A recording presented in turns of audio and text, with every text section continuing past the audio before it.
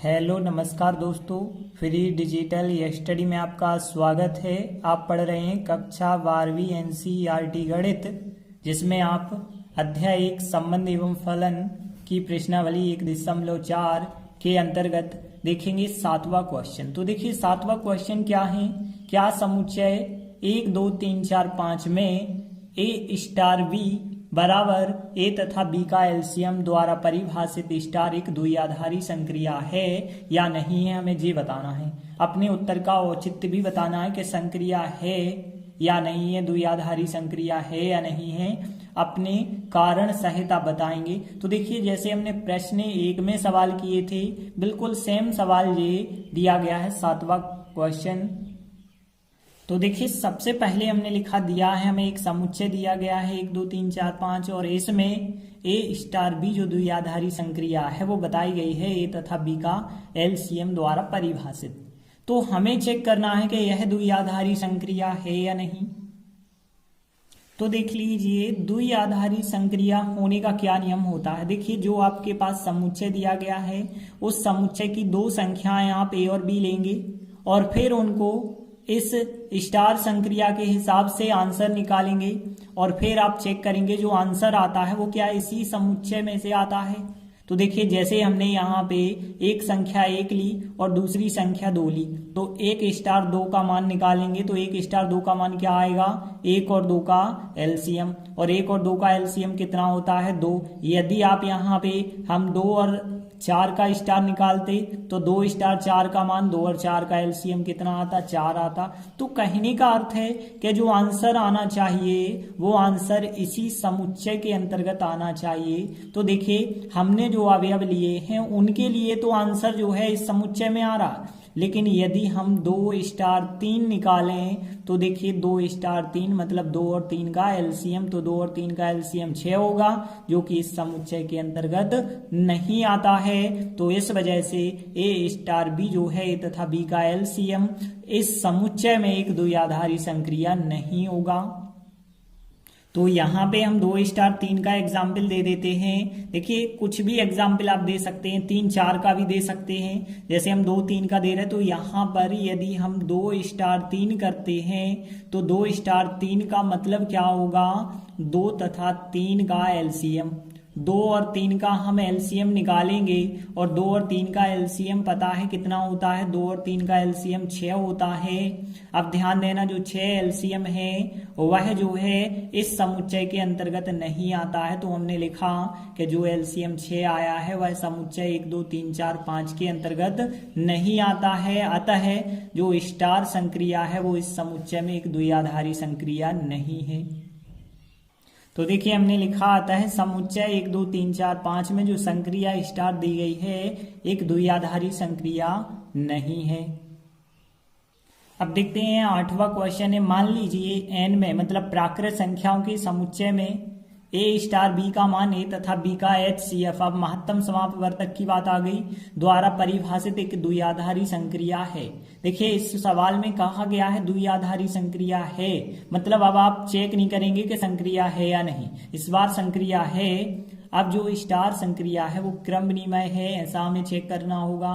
और क्या स्टार साहचर्य है, साहचर्य के बारे में भी चेक करना होगा। और क्या प्राकृत संख्याओं में इस द्विआधारी संक्रिया का जो है तत्समक अवयव होगा या नहीं होगा।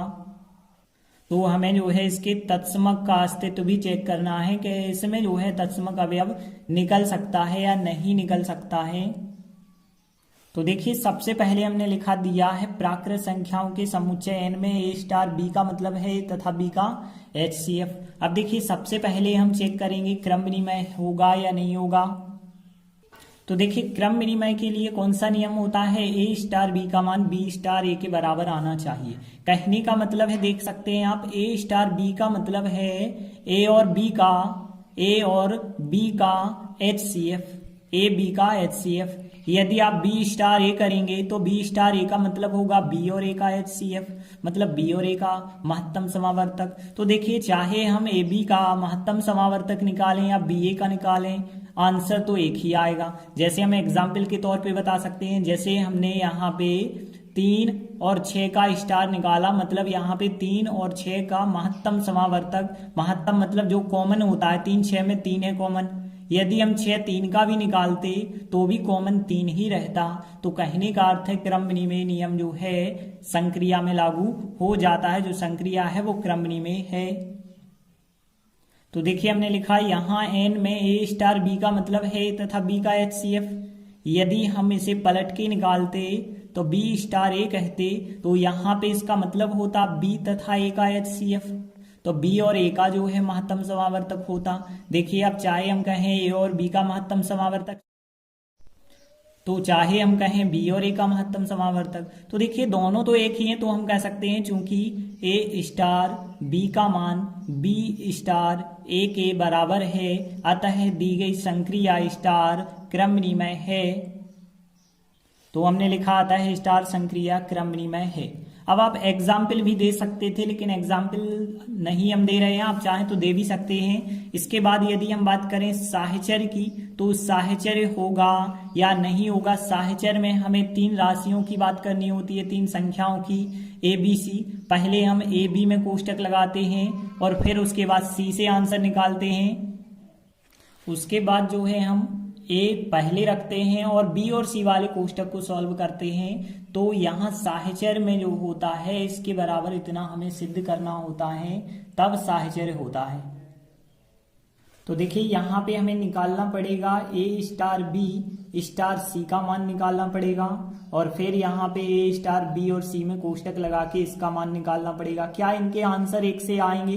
तो देखिए ए स्टार बी का मतलब है ए बी का HCF होता है इसका मतलब, और ए बी का जो HCF होगा उसका यदि सी के साथ स्टार निकालेंगे तो ए बी सी तीनों का HCF बन जाएगा। सेम यहाँ पे भी होगा, ए स्टार लिखेंगे और बी स्टार सी का मतलब होगा कि बी तथा सी का HCF होगा इनका मतलब। और देखिए बी और सी का जो HCF होगा उसका जब ए के साथ स्टार करेंगे तो बन जाएगा ए बी सी का HCF। तो ए बी सी तीनों का HCF यहाँ भी बना होगा, तीनों का यहाँ भी बना होगा, मतलब इसके बराबर ये होता है, तो साहचर्य है। तो देखिए हम बात कर रहे हैं यहाँ पे n में ए स्टार बी स्टार सी का पहले हम मान निकालते हैं। तो देखिए ए स्टार बी का मतलब था ए तथा बी का HCF, ए तथा बी का HCF, और ए और बी का जो भी HCF होगा उसका यदि आप सी के साथ स्टार कर दें तो क्या बन जाएगा, ए बी तथा सी का HCF बन जाएगा। अभी ए बी का था, अब उसमें सी और जुड़ जाएगा तो ए बी सी तीनों का HCF बन गया। फिर अब देखिए यदि हम इसे जो है अभी हमने ए और बी में कोष्टक लगाया है, अब बी और सी में यदि हम कोष्टक लगा के मान निकालें तो यहाँ पे हमने लिखा ए स्टार, पहले हम बी और सी वालों को सॉल्व करेंगे। तो देखिए बी स्टार सी का मतलब क्या होगा, बी तथा सी का HCF होगा इसका मतलब, बी तथा सी का HCF। अब जो बी और सी का HCF होगा उसका ए के साथ स्टार करेंगे तो क्या बन जाएगा, ए बी तथा सी का HCF बन जाएगा। तो यहाँ पे तीनों का HCF बन गया। फिर तो हम कह सकते हैं कि यहाँ पे भी तीनों का HCF, यहाँ पे भी तीनों का HCF, तो हम लिखेंगे चूंकि ए स्टार बी स्टार सी का जो मान है वो बराबर आ चुका है ए स्टार बी स्टार सी के, अतः जो दी गई संक्रिया है वो साहचर्य है। तो देखिए हमने लिखा था स्टार संक्रिया साहचर्य है। अब देखिए तत्समक अवयव की हम बात कर लेते हैं। तो देखिए अब हम तत्समक अवयव के लिए कौन सी शर्त होती है, पहले तो हमें वो शर्त पता होनी चाहिए। ए स्टार ई का जो मान होता है वो ए होता है, पलट के भी यदि आप निकालते हैं ई स्टार ए तब भी आंसर ए ही होना चाहिए, तो ई अवयव को हम तत्समक अवयव कहते हैं। और सरल भाषा में समझें तो देखिए यहाँ जो संक्रिया है ए स्टार बी, इसका मतलब ए तथा बी का HCF है। यदि हमने कहा 2 का हम किस संख्या के साथ स्टार करें कि आंसर हमें 2 ही प्राप्त हो जाए, 3 का हम किसके साथ जो है स्टार करें कि आंसर 3 आ जाए, तो कहने का मतलब है ए का हम किस संख्या के साथ स्टार करें कि आंसर ए ही आ जाए, मतलब वही का वही आंसर आता है यदि किसी एक निश्चित संख्या के साथ, तो वो निश्चित संख्या तत्समक अवयव कहलाती है। तो यहाँ पे आप यदि हम कहेंगे तो देखिए 2 का आप बहुत सारी संख्याओं के साथ स्टार करके 2 आंसर प्राप्त कर सकते हैं। जैसे आप यहाँ 4 रख दें, 2 रख दें, 6 रख दें, 8 रख दें, बहुत सारी संख्याएं यहाँ पे हो सकती हैं। तो आंसर, क्योंकि 2 और 2 का HCF निकालोगे तो 2 आएगा, 2 और 4 का निकालोगे तो 2 आएगा, 2 6 का 2 आएगा, 2 8 का 2 आएगा, और 3 के साथ भी 3 हो सकता है, 6 हो सकता है, 9 हो सकता है, 12 हो सकता है। तो 3 के साथ 3 का HCF 3, 3 का 6 के साथ HCF 3 आएगा। देखिए यदि हम बात करें 5 की, तो देखिए 5 का जो है 5 के साथ 5 आंसर आ सकता है, 10 के साथ 5 आंसर आ सकता है, 15 के साथ 5 आंसर आ सकता है। कहने का मतलब है अलग अलग अवयव के लिए अलग अलग तत्समक अवयव होगा, लेकिन अलग अलग नहीं। ई कोई एक निश्चित संख्या होती है जो सबके लिए एक ही आंसर दे देती है, वही का वही अवयव। जैसे हमने 2 के लिए देखा तो 2 के लिए 2 आंसर, तो कोई यहाँ पे एक निश्चित संख्या नहीं है, बहुत सारी संख्याएं तो कोई निश्चित संख्या नहीं है। तो यहाँ पे देखिए यहाँ भी कोई निश्चित संख्या नहीं है, 3 भी ले सकते हैं आप, 6 भी, 9 भी ले सकते हैं, 12 भी ले सकते हैं। और यहाँ पे जो हमने 3 6 9 12 लिया वो संख्या आप यहाँ नहीं ले सकते। तो मतलब एक अवयव के लिए कोई भी जो है, जैसे ए अवयव की बात करें तो ए अवयव के लिए कोई भी हमारा तत्समक अवयव यहाँ पे नहीं निकलेगा जो 2 के साथ भी लग जाए, 3 के साथ, 5 के साथ, सब संख्याओं के साथ लग जाए, तो ऐसा कोई भी तत्समक अवयव नहीं होगा। तो देखिए हमने लिखा तत्समक अवयव के लिए जो शर्त होती है वो शर्त हमने लिखी कि ए स्टार ई का जो मान होता है वो ए होता है, और फिर ये पलट के भी कह सकते हैं कि ई स्टार ए किया जाए तब भी आंसर ए होता है। तो यहाँ पे ई का ऐसा कोई भी मान विद्यमान नहीं है प्राकृत संख्याओं में जिसके लिए ए स्टार ई का मान ए हो जाए। तो देखिए हमने लिखा तत्समक अवयव के लिए जो नियम था वो होना चाहिए, लेकिन यहाँ पे जो एन है उस एन में स्टार संक्रिया के लिए किसी तत्समक अवयव का अस्तित्व नहीं है। तो इस प्रकार से हमने 2 महत्वपूर्ण क्वेश्चन किए। आगे की वीडियो में हम आगे के क्वेश्चन करेंगे। धन्यवाद।